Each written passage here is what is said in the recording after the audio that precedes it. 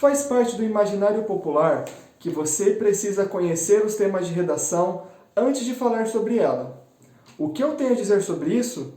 Por que eu não tirei 1000 na minha redação? Olá, pessoal! Para quem não me conhece, meu nome é Gustavo e para quem me conhece, oi!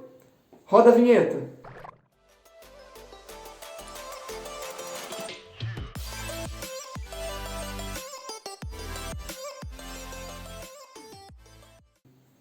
Para mim, conhecer muito sobre diversos temas de redação é algo super útil, mas dizer que é obrigatório é uma mentira. Isso não funcionou para mim em 2019. Não tinha feito nenhuma redação de treino sobre o tema de cinema no Brasil, mas isso me impediu de tirar uma nota excelente? Não. De modo geral, acredito que treinar sobre esses diversos temas te ajuda a treinar a construção da redação. Porém, pesquisar para falar desses temas pode acabar te enganando na hora de fazer a construção da sua redação. Portanto, é extremamente importante fazer redação sem consultar algumas vezes, pois, se cair um tema totalmente fora de noção, você saberá como construir a sua redação. Então, vamos para a minha redação. Primeiro de tudo, observem a coletânea. Texto 1. No dia da primeira exibição pública de cinema, em 28 de dezembro de 1895, em Paris, um homem de teatro que trabalhava com mágicas, Georges Méliès, foi falar com Lumière, um dos inventores do cinema, que queria adquirir um aparelho, e Lumière desencorajou-o. Disse-lhe que o cinematógrafo não tinha o menor futuro como espetáculo, era um instrumento científico para reproduzir o movimento e só poderia servir para pesquisas.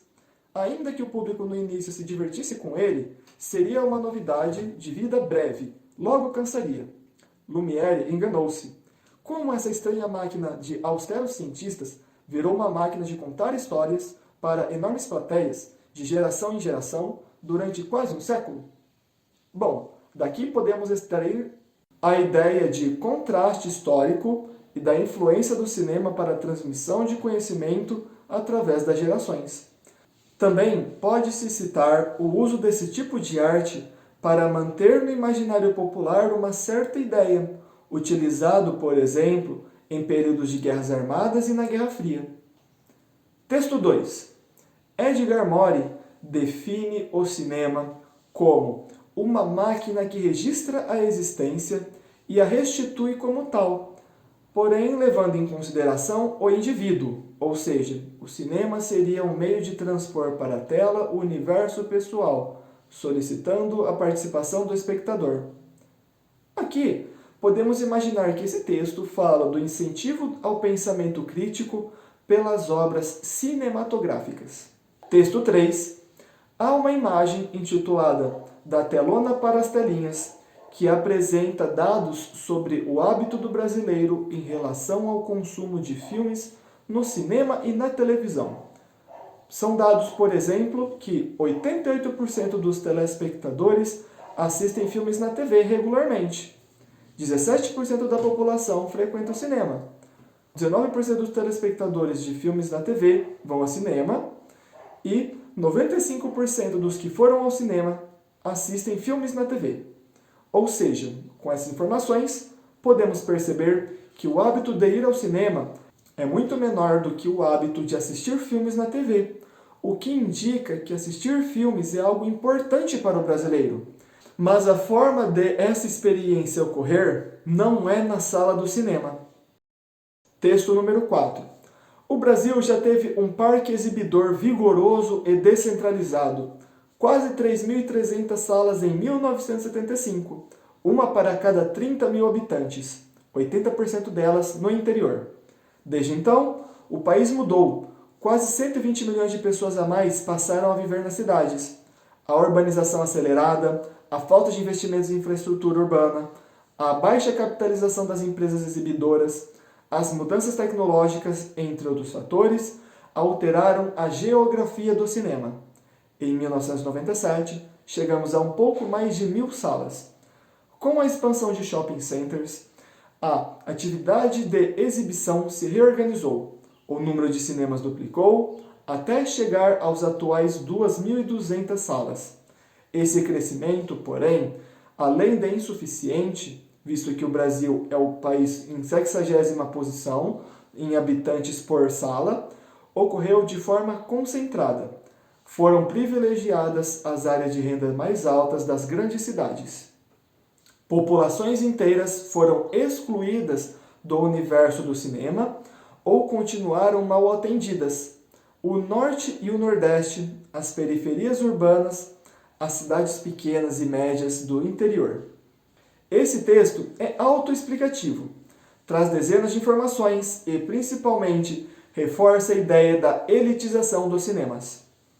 E, como de praxe, vem, após os textos, a proposta de redação. A partir da leitura dos textos motivadores e com base nos conhecimentos construídos ao longo de sua formação, redija um texto dissertativo argumentativo sobre o tema Democratização do acesso ao cinema no Brasil, apresentando proposta de intervenção que respeite os direitos humanos. Selecione, organize e relacione de forma coerente e coesa argumentos e fatos para a defesa de seu ponto de vista.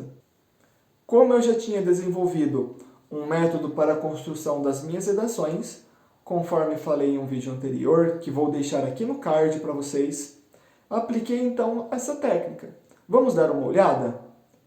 Minha redação começa com o título A conexão entre a tecnologia e o cinema. É notório que a população brasileira atual é majoritariamente urbana, fato que deveria facilitar o acesso a diversos meios culturais e tecnológicos.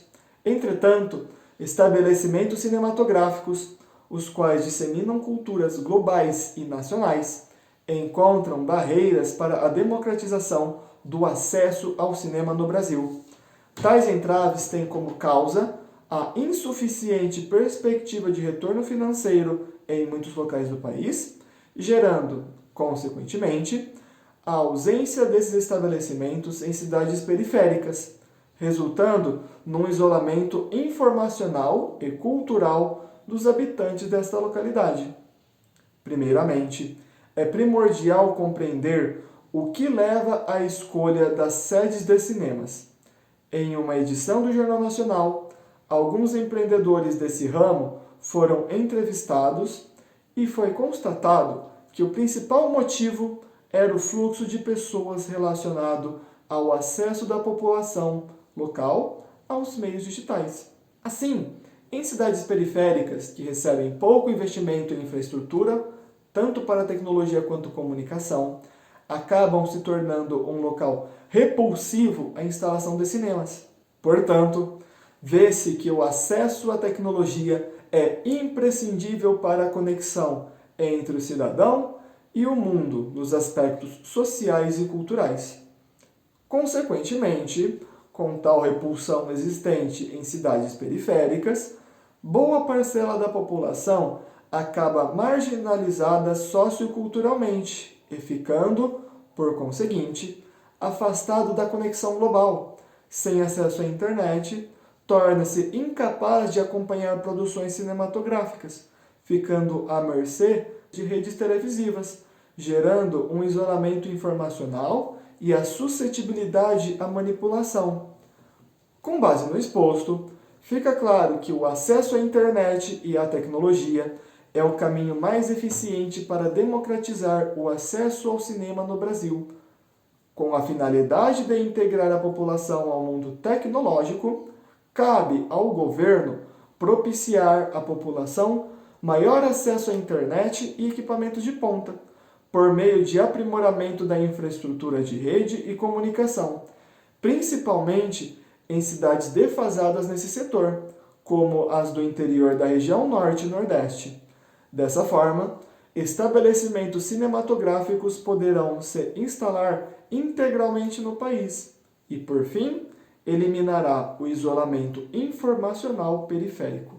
Na leitura, pode não ter ficado tão claro os meus erros, mas eu errei durante a escrita 3 palavras que me penalizaram 40 pontos na competência 1. O restante foi nota máxima. Percebam os elementos importantes. A introdução continha a antecipação dos 2 parágrafos. Um de causa, que é a ineficiente perspectiva de retorno financeiro, e uma consequência, que era o isolamento informacional. Desenvolvi um parágrafo para cada um desses tópicos e retomei a tese que defendi. O acesso à internet e à tecnologia democratiza o acesso ao cinema. Usei uma notícia de jornal inventada mesmo, mas bem legitimada e relacionada. Foi suficiente para conseguir a nota de repertório sociocultural. A proposta de intervenção com agente, que é o governo, ação, que é propiciar acesso à internet e equipamentos de ponta, modo meio, que é aprimoramento da infraestrutura de rede de comunicação, finalidade, que é integrar a população ao mundo tecnológico, e perspectiva futura, que é eliminar o isolamento informacional periférico. Essa redação que fiz foi da maneira mais simples possível, sem utilizar raciocínios históricos complexos, nem citar filósofos ou frases complicadas. Foi apenas uma estrutura textual que desenvolvi ao longo do ano, seguindo um padrão, e depois foi só aplicar. Foi através de muita escrita e correção que eu consegui evoluir dos 400 pontos para os 960. Não mencionei antes, mas eu trabalho como corretor particular de redação. Você, por acaso, gostaria de ter a sua redação corrigida por mim? Com conselhos, dicas de como melhorar? Entre em contato comigo. Se quiser, também pode deixar a sua redação nos comentários e eu posso corrigir e trazer de repente em um próximo vídeo. Se você tiver alguma sugestão que queira ver em um próximo vídeo, deixe aqui nos comentários que eu irei lê-los. Nos próximos vídeos, trarei temas específicos sobre cada parte do texto, mostrando o que deve se fazer e evitar. Então, se você quiser aprender um pouco mais comigo, deixe sua inscrição aqui no canal, ative o sininho e me siga nas redes sociais. Também recomendo que assista ao vídeo que deixarei fixado aqui nos comentários. Nós nos vemos na próxima. Falou!